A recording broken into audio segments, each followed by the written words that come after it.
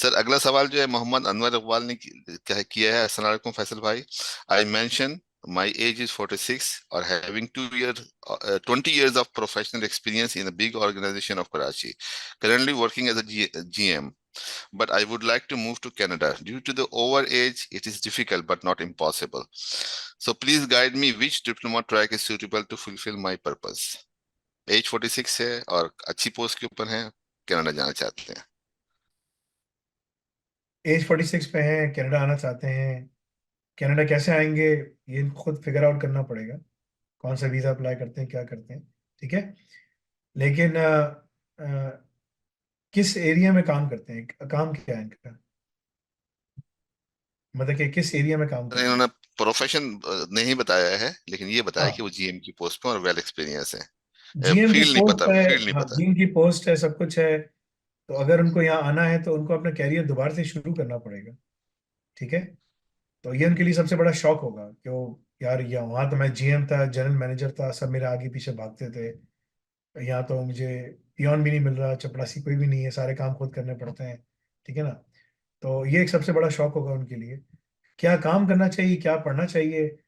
आ, जितनी उनकी इस्तात है उसके हिसाब से सोचें कि वो ना, इस्तात इन टर्म्स ऑफ फाइनेंसिस और इस्तात इन टर्म्स ऑफ रिटेंशन ना, कि कितना वो करना है। क्योंकि देखें, दो उनके पास दो रास्ते हैं। या तो वो जहाँ बैठे हैं उधर बैठे रहें, 46 के हो गए हैं, अगले 20 साल 25 साल और काम करें और फिर रिटायर हो जाएं।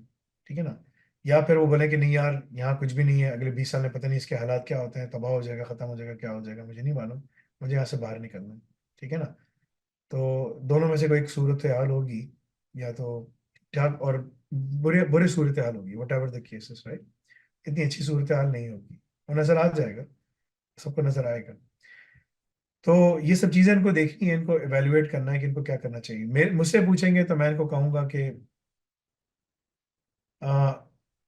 एआई ऑप्स पढ़ें, जिसमें DevOps S ops AI सब चीजें हैं। अगर वो नहीं पढ़ सकते, डेव एस ऑप्स पढ़ें, वो नहीं पढ़ सकते तो diploma in DevOps S ops या जो भी करना है वो करें। और वो भी नहीं पढ़ सकते, डीसीसीएस पढ़ें। और ये सोचें कि जो मैं पढ़ रहा हूँ इसको मैं यहाँ कनाडा अगर लैंड करता हूँ या अगर मैं यूएसए जाता हूँ तो किस तरह से मैंने कंपनी रजिस्टर करवानी है। सबसे पहले तो अपना स्टेटस करवाना है। और वो कंपनी रजिस्टर कराने के बाद मुझे पाकिस्तान से इधर उधर से यहाँ से लोकली काम उठाकर, ठीक है ना, उन लोगों से करवाना है। ये बड़ा अच्छा बिजनेस है, क्योंकि जब इतना सीजन प्रोफेशनल आदमी हो ना, तो उसको एंटरप्रेन्योरशिप के हिसाब से सोचना चाहिए कि मैं एक आईटी कंपनी स्टैब्लिश करूँ तो कैसे करूँ। ये उनको देखना पड़ेगा। अगर ये वो करते हैं तो बहुत ज़्यादा फायदे में रहेंगे। ठीक है ना। तो इससे इनको बहुत सारी चीज़ों का समझ आना शुरू हो जाएगा, क्योंकि यहाँ काम तो है। यहाँ भी काम है, यूएसए में भी काम है। यूएसए में काम ज़्यादा है, यहाँ पे आबादी कम है ना, 35-40 करोड़ की आबादी है। मतलब कि 35-40 बोल रहा हूँ, 3.5-4 करोड़ की टोटल आबादी है कनाडा की, राइट। 10%, यानी कि पूरे कराची की आबादी के बराबर कनाडा की पॉपुलेशन है। और जो दूसरा है वहाँ पर 35-40 करोड़ की आबादी है। 35 करोड़ की आबादी तो है ही है यूएसए के अंदर, बाकी ओवर इलीगली बहुत सारे लोग रहते हैं। तो वहाँ बड़ी इकोनॉमी है, वहाँ पर बहुत ज़्यादा काम हो रहा है। तो वहाँ पर ये घुस के किसी के साथ बातचीत करके अपना भी H1B करवाएं, फिर पार्टनर बन जाएं, फिर वहाँ से बंदों को निकालें।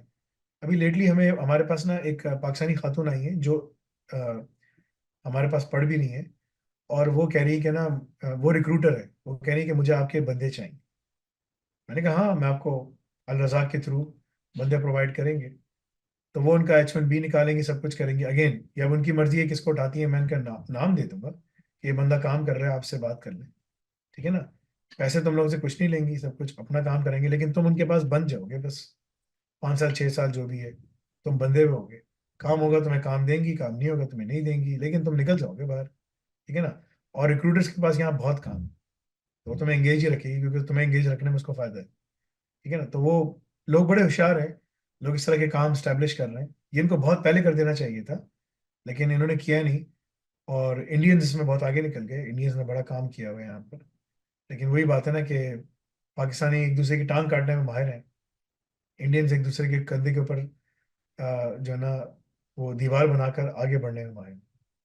ठीक है। वो दीवार बन जाते हैं और हम जो है ना वो झोंपड़ी है समझो। ठीक है ना। वो जला देता है बंदा अपनी झोंपड़ी ना। इंडियंस जो है ना वो मजबूत करते हैं अपनी दीवार, क्या और दीवार मजबूत करो यार। ठीक है। सही है। तो ये एक बड़ा इशू है, क्योंकि हम उम्मत नहीं है ना, दिस नॉट उम्मत, इट्स पाकिस्तानी और इट्स ये सो, ठीक है। तो that is the problem. Anyway, Allah ताला इनके लिए आसानी फरमाए। तो मेरा मशवरा उनके लिए ये होगा कि वो इस पे जाए, फिर काम करें। EB3 वीजा भी वो अप्लाई कर सकता है H1B की जगह, क्योंकि इतना GM है, सब कुछ है। EB3 वीजा के लिए उसको AI ऑप्स दिखाना होगा कि मेरे पास वो है। EB3 वीजा का फायदा ये है, EB वीजा का फायदा ये है कि ना वो EB1 EB2 तीन कैटेगरीज हैं, और उसमें फायदा ये है EB वीजा में कि वो अपना खुद ही ग्रीन कार्ड फाइल कर सकता है। उसकी कुछ टैक्स रिक्वायरमेंट्स होती हैं, दिखाओ खुद फाइल कर लो। तो वो ज्यादा उनके लिए जो इस तरह के प्रोफेशनल लोग हैं उनके लिए ज्यादा फायदा। फिर वो पूरे बड़े बड़े सॉफ्टवेयर हाउसेज यहाँ बनाकर USA में काम यहाँ से पकड़ के उन लड़कों को वहां से ला सकते हैं। मेरी नजर में अगर ये काम किया जाए तो 25 से 30 लाख 50 लाख के करीब, ठीक है ना, आप पाकिस्तान जैसे मुल्क से बंदों को उठा सकते हैं, इंडिया जैसे मुल्क से बंदों को उठा सकते हैं। इतना ही नंबर इंडिया से भी उठाया जा सकता है, ठीक है। फर्क इतना है कि आप पहले उनको रिमोट काम दें, और फिर क्योंकि इनके पास कोटा आता है, कोटे कोटे का एक टाइम होता है, ठीक है। लेकिन क्योंकि ग्रीन कार्ड का भी जो H1B वीजा का कोटा होता है, 65,000 70,000 का कोटा होता है जो खुलता है। डॉक्टर्स का अनलिमिटेड होता है, IT प्रोफेशंस के लिए कोटा होता है।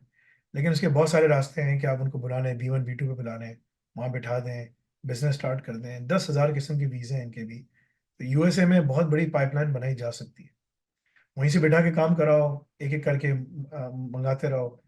ये जो बड़ी बड़ी कंपनीज है ना, ये H1B वीजा का कोटा खा जाती है। USA अभी इसके ऊपर सोच रहा है, काम कर रहा है कि वो एक हाईली स्किल्ड माइग्रेंट प्रोग्राम लाने की कोशिश कर रहा है, ठीक है ना। और वो बाकी तमाम वीजे कैटेगरीज बंद कर देगा, रेफ्यूजी, लॉटरी, ये वो सब बंद कर देगा। और वो कनाडा और दूसरे मुल्कों की तरह एक कैटेगरी बनाने की कोशिश कर रहा है, बिकॉज उसकी इकोनॉमी की नेचर चेंज हो रही है, उसको डिजिटाइज लोगों की जरूरत है, इसलिए वो कर। तो आप लोगों के पास मौका है। कनाडा भी इसी तरह है, कनाडा तो पहले से ही किया हुआ है। UK भी इसी तरीके से है। रास्ता उनके पास बहुत है, उनको प्लान करना पड़ेगा, लिख के स्वॉट एनालिसिस करें कि मुझे कहाँ जाना चाहिए।